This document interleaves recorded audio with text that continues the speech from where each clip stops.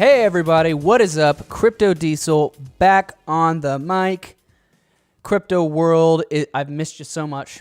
I'm glad to be back. It is just turned October, and I'm excited to kind of get into some nitty gritty here. But first, I'm going to change up the format a little bit. Going forward, what I want to do is I want to be able to provide people with not just my own content, but content that I appreciate. And honestly, this will be something that hopefully will keep me honest and keep me searching for more good content out there on YouTube and otherwise. So I'm going to give a YouTuber bump in the crypto world. And it's just going to be based off of, content that they put out that I think is good, that I think other people should go and check out. The bump today goes to the page Your Altcoins. And specifically, I watched a video called "How Much Longer Bitcoin?" I thought it was really a great synopsis talking about kind of where we are with respect to falling from the tops back in December. I was just looking at the Bitcoin and just the overall market's graph since December, and man, we've had a lot of sort of consolidation, right? Lower highs and higher lows. And it just keeps compressing to this point, and I'm like, man, at some point it's got to have a break up or a break down. I don't know much about trend analysis, but usually consolidation, I wouldn't imagine just completely horizontal is a normal thing, especially not in cryptocurrencies. So I thought that guy had a great content. I kind of jived with some of his skepticism on certain coins, some of his insights. He had a lot of positivity. So go check out Your Altcoins, the YouTube profile. I'm giving it the official bump of Crypto Diesel.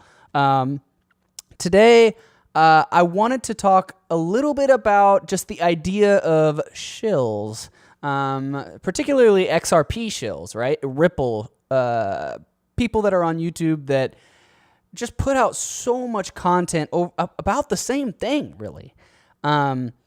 I just want everyone who listens to me to think that I'm being objective as possible when I'm going about my analyses, when I'm talking about things that, you could be looking at a lot of different ways. I use the term Rogerian argument sometimes, and it makes me sound like a freaking asshole.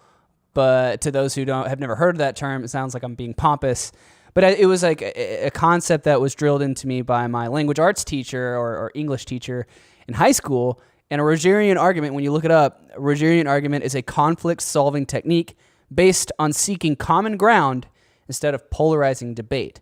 And that's something that I just think is weird whenever you have these profiles where people are going about just on and on and on about the same coin, or on and on and on about how bad this coin sucks and stuff. And it's like, dude, come on, you have to, as a content producer, strive to make arguments that all sides can agree upon, because that means that you're being as objective as possible.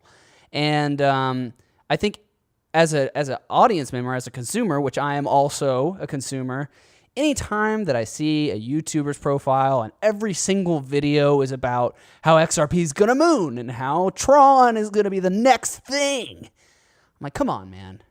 It's just a shill. You're just a promotional advertiser. Come on. So I just want everybody out there to be skeptical about that kind of stuff.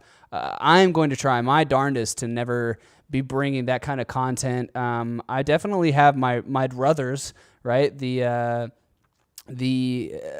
investments or the projects that I think are most promising, and I won't try and shy away from that, but I will try to at least give the benefit of the doubt, similar to my last video where we talked about Bitcoin versus Bitcoin Cash, and a kind of a revelation that I had come to, and how the conceptual framework of the Lightning Network didn't really jive with a lot of Bitcoin Cash people. I thought at least that was a respectable stance.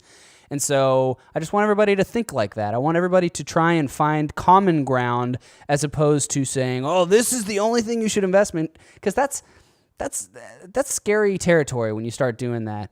And it's weird too, because there's XRP in particular is such a polarizing cryptocurrency, if it can be considered a cryptocurrency, right? Because it's basically owned by a company, or it's developed by a company, as opposed to just a decentralized protocol, the same way that Bitcoin or Ethereum is. And so there was a big stink about XRP, and it still kind of pervades about whether or not it's truly centralized or not centralized, and I think that is a good debate, and I think it's worth exploring a little bit more. Maybe I'll try and make a future video about whether or not I truly feel that XRP is or is not decentralized. But all that to say, just everybody out there, make sure that you have kind of an eye towards whether or not people are trying to sell you on something or inform you on something, because I think content can come across as informational when really it's more of an advertising type of thing, because they want people to buy into what they believe in, because then naturally the more that happens, the more that their own wealth and investments will start to rise with it, right? So just have an eye out for that. Another thing that I kind of wanted to talk about was just a general overview about Q4. We're heading into the last 3 months of 2018. I think, riding the highs that we rode in December, nobody was really expecting the bear market to pervade and persist this long. Again, I don't think it's completely unhealthy. In fact, I think it is probably pretty healthy. There's a lot of good stuff going on underneath the guise of this sort of downtrodden trend.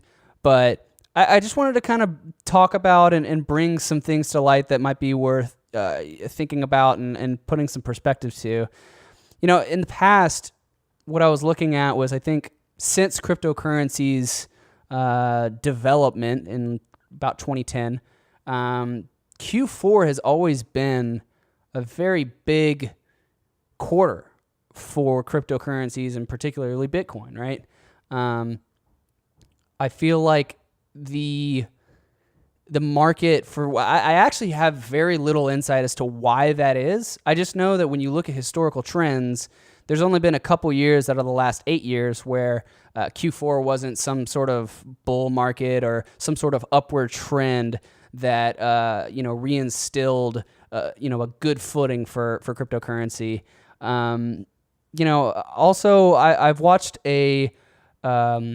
another YouTuber's content where he kind of talks about the historical trends of Bitcoin in particular, and he talks about the average bear market cycles, right? I think the YouTuber's name is Aimstone. I'll try and put it in the links below, maybe even the particular video, but he talks about how long most of the bear markets persist. And I think there was one that was maybe like 2 years. There's some that are like 8 months, some that are 9 months, 11 months or whatever. And if you take the average of those, it falls somewhere around like a 9 to 10 month average bear market cycle, right? And again, historical averages and historical happenings are not going to be an obvious telltale sign to what's going to happen in the future. But I do think that there is some value in trying to look at how things have performed historically and using that along with other information to kind of put together how you feel the current market is and what's going to happen in the next few months, right? There are some underpinnings that are going on in the crypto realm that I think are important and that I think are going to drive adoption forward, that I think is going to drive the technology forward. I mean, Backed, I talked about it briefly on the last episode. I haven't done a whole lot more research, to be completely honest. I just understand that it is a way for institutional investors to get involved, right? It makes it easier. It makes it more accessible for people like Starbucks and all the other big kind of companies that have sort of maybe offered the idea that they might put their toes in the water. It allows them a gateway to kind of get involved with it. Even if it is for kind of not super awesome, conceptually fundamental cryptocurrency ideals, right? Like a lot of people that get in from the ground level and learn about blockchain are like, this is revolutionary. This is blowing my mind, right? We're going to get away from fiat. And I think when you think about something like Bakkt or any other major exchange that is trying to allow industrial giants to really get involved, you're really kind of giving them a way to invest in more of take part in more of an investment strategy, and then cash out on the fiat side. But I still think it's a net positive that you have something like that available to just allow a lot more transactional volume. I mean, if you can go to Starbucks and I can pay with like Ethereum, or I can pay with Bitcoin for a coffee, and they can feel good about it because on their end, even if it's not something that I want them to do, if they can say, okay, well, I got, today's coffee is worth this many Bitcoin, and I can basically instantaneously cash it in for real fiat, and the difference is negligible. I'm just giving consumers another channel with which to pay. That's valuable. I mean, that's awesome, right? That's almost the dream. That's getting closer to the dream. So Bakkt is going to be really important. There's a lot of development that's happening behind the scenes with Ethereum, with Bitcoin, with Litecoin, with all of the major projects, right? You still have ICOs that are cashing in their Ethereum to try and really cling on to the last bits of progress and development that they can make in order to hopefully ride along the next bull run. I think that we're definitely not reaching like a maturity in blockchain, right? We are still very much in the infancy. We're not even at adoption level of the adoption curve, right? But we are still having a lot of things that are sort of underpinning a developing technology that when the next bull run does happen, there's a lot of reason to get excited, because I think, using decentralized apps, using smart contracts, is going to be a lot easier the next go around, and it will be much less conceptual and ideological. And so those are good, solid things to think about going to Q4. But let's bring in the other side of the argument about what are the reasons that we might not expect a Q4 bull run. I think that a healthy dose of reality needs to be taken into consideration, where first, this was clearly the biggest wave of interest in cryptocurrencies that happened in late 2017. I mean, there was just so much money being flung around. There was basically the explosion of content around cryptocurrency. People were buying in fundamentally, conceptually, and as an investment. And, this crash hurt more than any other crash, right? Because you had such buy-in. You had so many people that were flying so high, so close to the sun that they didn't even realize it. So many people lost everything. And to be honest, I bet you had a lot of people that are going to be scarred, and they're going to be like, nope, I'm not going to touch that with a 10-foot pole now. And, rightfully so. I don't think that if you get burned on something, you're not going to be like, oh, let's go check it out next again, right? So I think just the publicity of this last run, I mean, it was on every major network. Google searches for Bitcoin were just outrageous. So I think this one publicly hurt more than anyone, and I think that's a good reason to think, well, maybe it'll take longer for this market to kind of turn around and maybe forget about that hurt that it just experienced. You also have the fact that right now there hasn't really been a true catalyst, and I don't really know if every bull run or if most bull runs have had a true catalyst to kick it off into high gear. But I feel like right now we're still kind of just hearing, stuff that's like, oh, well, this might be a game changer, right? Like, oh, the CBOE might approve the ETF, except it got delayed. Oh, well, Bakkt might be a way that big institutional investors are getting into the game. And then you have all these, price predictions from YouTubers and stuff, and they're like, well, this might happen and that might happen. I mean, I think that people are looking for real hard, solid evidence before they get back in the game, right? Whether it be, user-friendly dApps, user-friendly ways of getting invested into more cryptocurrencies. As much as people hate and like to bash on Coinbase, the moment Coinbase actually opens the door and stops only marketing like 4 to 5 cryptocurrencies, when they start actually bringing in the ability for people like you and me to get access to like 40 or 50, I mean, that's going to be, or it doesn't have to be Coinbase. It can be somebody that's like Coinbase, right? The thing that makes that easy is, yes, you have to pay a little fee or whatever, but I'm willing to pay the fee for convenience because I don't want to have to get onto Binance and like do all these exchanges based off of pairings and then have my, like, you know, it just needs to be a little easier. It just needs to be a little simpler. I understand that, you know, you have like 2-step authentication and a little bit more security with something like Binance, but I can't just log onto my phone and go and purchase something that I want on Binance. I can't, but I can do that on Coinbase, and I can cash out on Coinbase, right? So I think that ease of use and when they really start opening the door to more cryptocurrencies in general, that's going to be something that's really going to make people be like, all right, man, is it time to get in? But that hasn't happened yet. And for some reason, they're pumping the brakes on all that kind of stuff. I think that, like I said, like the cost of adoption is still too high. I don't think that blockchain is user-friendly enough. I don't think there's been enough proven applications of blockchain. I think, again, it's still so conceptual that people are fundamentally bought in. But it's like, I'm not going to get onto this train until there's some product, until there's an actual end case that I can tangibly get involved with, right?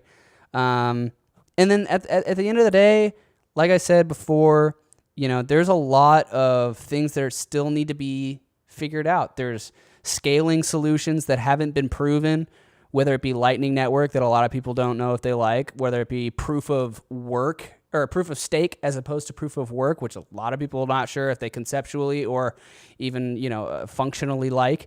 There's all sorts of technical things that are needing to be figured out. There's the fact that, you know, mining is sort of this crux that is it's helping to secure and legitimize the immutability of the blockchain, but at the same time, it's like environmentally not the best, and it's kind of a waste of resources if you think about it in differing perspectives. So that's kind of needs to be figured out. There's not really like this surefire way of securing the network without mining. And so I think that that's something that people are kind of waiting for a real resolution to come about. And also just the fact that people got scammed. I mean, there's so many ICOs, so many people making money, but then at the same time, there were so many fallouts. There's so much just decay and debris that happened because people threw money at stuff that they didn't understand. They threw money at nice pamphlets and nice brochures and presentations and white papers and stuff that never came to fruition. And a lot of instances where people literally just like, you know, put money into something where the creator just took the money and left, you know, and that stuff sticks around. I don't think that people should forget about that stuff. Hopefully it'll make the next round of investors smarter. They'll want to get involved with more proven projects, more proven development teams. And I think that there's a very high possibility that we won't see a bull run in Q4 because of the combination of all those things. So I just wanted to talk about that. I thought that might be just a nice perspective to kick off Q4 with. You know, there's a lot of reasons to be optimistic and a lot of reasons to, you know, have a gut check, reality check that I think are considering both sides is very important. My personal opinion is that we probably won't see a massive bull run until 2019 or maybe even later. It could be 2020. But I would be very surprised if there is a significant uptick during the next few months. It's just my 2 cents. I'm not your financial advisor. What you do is for yourself. I wanted to close out with just a little bit of these 3 things. Positivity, guys. Right now is an excellent time to invest. Invest yourself intellectually. Invest yourself from a fundamental standpoint. You know, start learning about it at the base level, because you have time right now to do that. Learn what blockchain is, learn how it can change the game, and learn how it can make your life better. And you can also invest financially, right? Because basically, compared to December 2017, everything's 70% off. It's a great time to get invested. I'm not telling you that you should. It might dip lower. Right now might be a bad time because it might dip lower, but I'm just saying it is definitely a much better time to invest financially now than it was in December 2017. And I think everybody can agree with that. But let's stay positive, guys. I think a lot of people are starting to just the wear and tear of the sort of menial ups and downs or whatever of the market is starting to weigh in on people. I myself get kind of frustrated looking at the same sort of fluctuations, and at least it's consistent, right? At least it's not consistently bad. But I do think that there's a lot of reasons to stay positive, to stay optimistic, and to bet on a brighter future. I think I just want to continually reiterate that everyone needs to stay safe. Put your funds and your digital assets into either a hard wallet or put it into some sort of cold storage. Do not leave it on an exchange. Do not just put it somewhere that could either be hacked or that you're not going to keep up with it. It needs to be as serious as being your own bank, right? This is not financially insured stuff that we're dealing with. We're dealing with a highly risky investment. There's a lot of responsibility that comes with having to keep up with and monitor and securitize that. Or not securitize, but to secure it.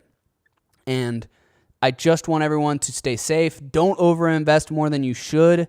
Make sure that it's a reasonable amount of your portfolio of investments, and it's not everything. Just stay safe. And the last thing is just give me feedback.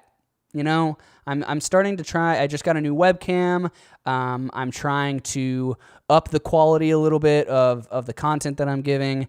Give me feedback. What do you want to hear? What do you want me to talk about? What do you want to learn about? Again, I want to start off the shows by giving content that I really appreciate, that I really like. And I'll try to even give content that maybe I don't agree with, but I can find that it's respectable for X, Y, and Z reasons. So just let me know your thoughts and opinions. I love interacting with people who vibe with my content. I think I've run a little bit long, so I think I'm going to cut it off there. I appreciate every single person that watches this, especially all the way up until the end. And I'll be back soon with more insights, more speculation, more fun things to consider and learn about. And stay safe. All right. Adios, crypto world. Hodl on.